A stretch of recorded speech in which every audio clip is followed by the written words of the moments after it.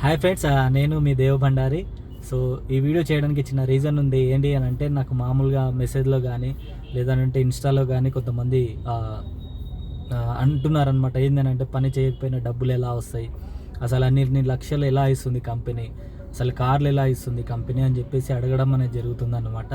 So చిన్న example అనమాట. చూడండి, ఇప్పుడు మనం మార్కెట్లో ఏదైనా ప్రోడక్ట్ వచ్చింది అని అంటే చాలామంది పెద్ద పెద్ద సెలబ్రిటీస్ అనేది వచ్చి అడ్వర్టైజ్మెంట్ అనేది ఇస్తుంటారు. ఇప్పుడు అల్లు అర్జున్ కానీ, మహేష్ బాబు కానీ, ఇలా చాలామంది సెలబ్రిటీస్ వచ్చి అడ్వర్టైజ్మెంట్ అనేది ఇస్తుంటారు. చూడండి, ఇప్పుడు షారుఖ్ ఖానే కానీ, సల్మాన్ ఖానే కానీ వచ్చేసి ఒక pan masala, 1 rupee pan masala గురించి అడ్వర్టైజ్మెంట్ అనేది ఇవ్వడం జరుగుతుంది. సో అక్కడ ఏం జరుగుతుంది అని అంటే, మనకి అడ్వర్టైజ్మెంట్ చేసినందుకు సెలబ్రిటీస్కి కొన్ని క్రోర్స్ ఆఫ్ ఇన్కమ్ అనేది ఇవ్వడం అనేది జరుగుతుందన్నమాట. సో అలాగే వచ్చేసి మీడియేటర్స్ చాలామంది ఉంటారు.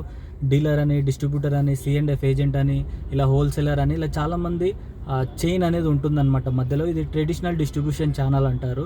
సో డైరెక్ట్ సెల్లింగ్కి ట్రెడిషనల్ బిజినెస్కి ఏంటి డిఫరెన్స్ అని అంటే, డైరెక్ట్ సెల్లింగ్ కాన్సెప్ట్లో ఏంటి అని అంటే, ఈ మీడియేటర్స్ కానీ అడ్వర్టైజ్మెంట్ కానీ ఏమి ఉండదు.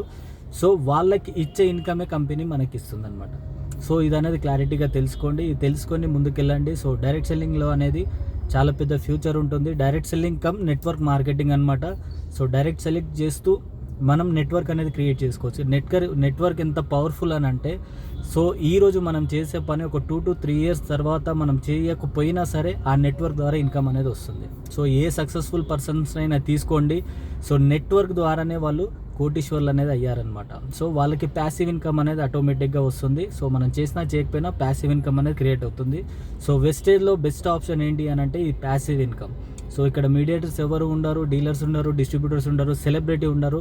ఆ సెలబ్రిటీని మనమే మధ్యలో ఉండడం అనేది జరుగుతుందన్నమాట. సో ఆలోచించండి, take a right decision. Thank you, wish you wealth.